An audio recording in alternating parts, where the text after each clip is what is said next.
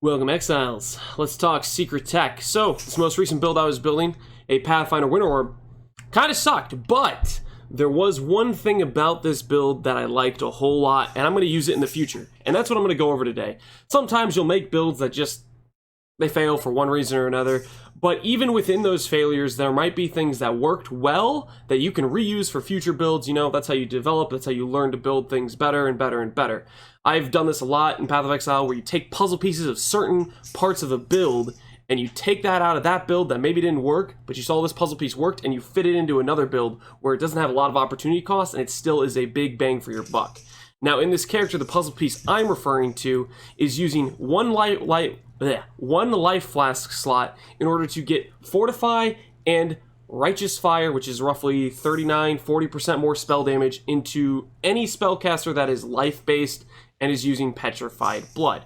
How does it work? Petrified Blood is a 35% reservation that makes you not able to recover life above low life except for a life flask. So the concept is, if I have Righteous Fire on me and I have a life flask that just does almost as much regen as Righteous Fire does degen, then it's like a net very little loss in terms of Righteous Fire damage on ourselves, while also giving us a big damage. Now, how does this work? Life flasks, they have some nice properties, like the fact they can queue. So, for example, when I turn on Righteous Fire here, and then I press my life flask a bunch of times, you'll notice this is a life flask that's supposed to last 8 seconds, okay? Now, I'm going to go ahead and start a timer here. Kind of late, you know, we'll start it right now, but we'll see how long. I don't know how many flask presses I got. Usually you get 3 per thing, but since I'm Pathfinder, I have like a 20% chance to not trigger a flask. I have a chance to like reduce flash charges, stuff like that factors in. And you'll see, obviously, this is lasting way longer than 8 seconds. That's because the flask keeps on going. Even though it's been used up the first flask, the other like 5 flask presses I got in there, they keep queuing and they keep going. Now, what I've learned from this is the flask recovery, that still applies. Fortify from hardened scars still applies during this queuing, but the suffix, at least if it's all res, that falls off after the first flask or 2 flasks. So it's a little weird. So you can see it's still going. It's still going. This should end sometime soon. I mean, I only think I got like 5 presses in there. I'm waiting for it to... Okay, there. So finally, our life flask fell off just there after close to 60 seconds or whatever it was. That's because we had, I don't know, 5 flasks queued or something like that. Point is, you can press your flask a bunch of times, and the duration of all 3 or all 4 of those flasks uses will be lined up back to back to back to back.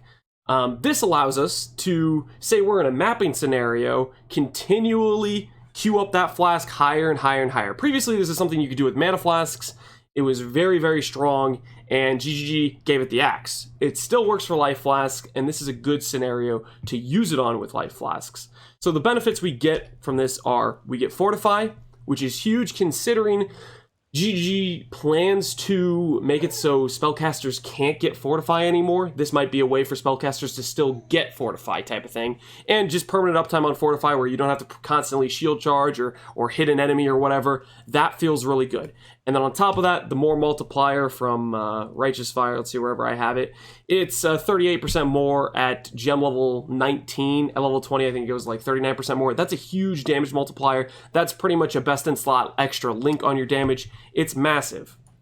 The trade-off is you're spending an Anoint, you're spending a Pantheon passive for Raislotha, and you're on a build that's using Petrified Blood already, which gives you low life damage, which gives you overleech, stuff like that. There's some trade-offs, but I think the trade-offs are worth it.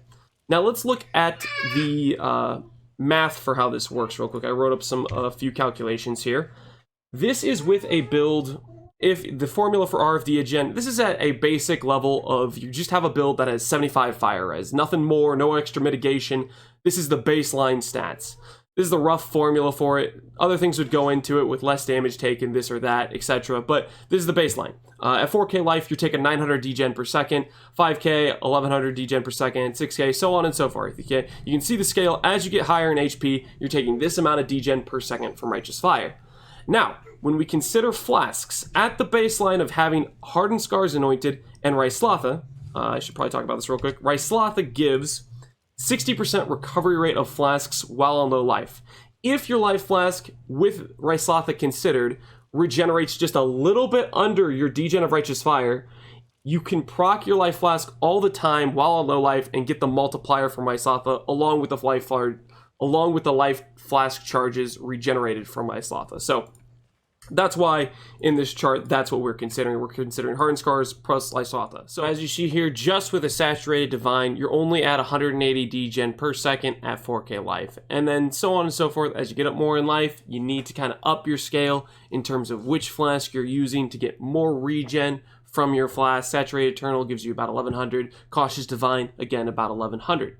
Now, this is at the no investment. You haven't picked up any passives for flask life recovery rate. There's some pretty good ones out there if you're near them, like Herbalism, for example. If you had Herbalism in your build, all of a sudden these numbers go up to 900 per second, 1300 per second, 1300 per second.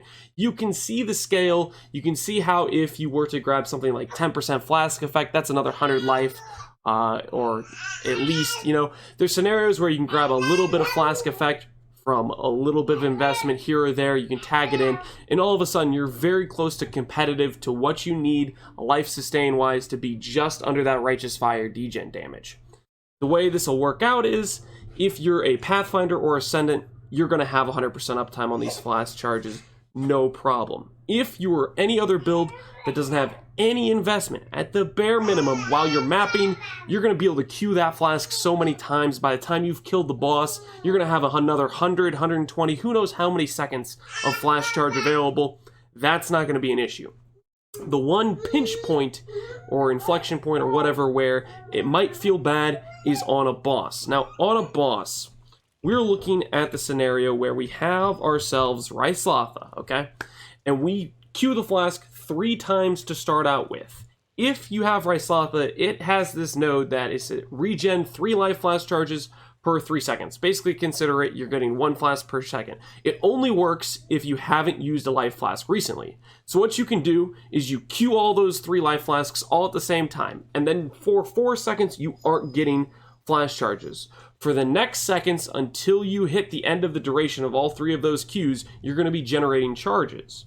So when you're considering the Saturated Divine at the best uptime, because Saturated Divine has the longer duration. This is why you like Saturated. That's why I like Saturated as a mod, is because it makes the flask last longer while also giving you a higher amount. It makes the amount per second a little bit lower, but it's nicer for uptime. So anyways, with Saturated Divine, you're looking at spending 45 charges where you get about 30 charges back by the end of the duration.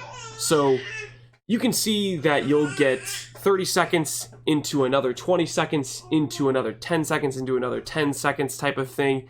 All of a sudden, you're getting like a minute worth of time on no investment into flash charge duration or reduced flash charges used or flask effect or anything like that. So the second you tag in a little bit extra, or for the most part, if you're in an in-between phase of a boss, say you're doing Maven, what you can end up having is the scenario where your flash charges finally run out, you let the Righteous Fire degen you to 1 HP, heal back up, you wait for your flash charges to get back all the way up to full, and then you can restart the Righteous Fire for another really long uptime type of thing. Not to mention if you get anything like flash charge on crit, on your belt, or on your Watcher's Eye, stuff like that could be easy tag-ins to the build that could end up making the uptime very, very good. Yeah, I think that mostly covers everything I wanted to cover about this. I really like this sort of setup here.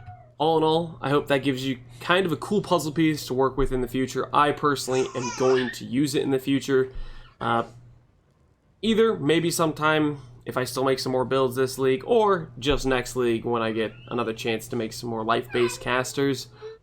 I think it's a really strong way to get Fortified, to get Righteous Fire. I think it's worth the opportunity cost of 1 Anoint and the Minor Pantheon. It's something that I'm pretty excited to use in the future and will be using in the future. So that's the video. Hope you guys appreciate it, and I will see you in the next one. Stay safe, Exiles.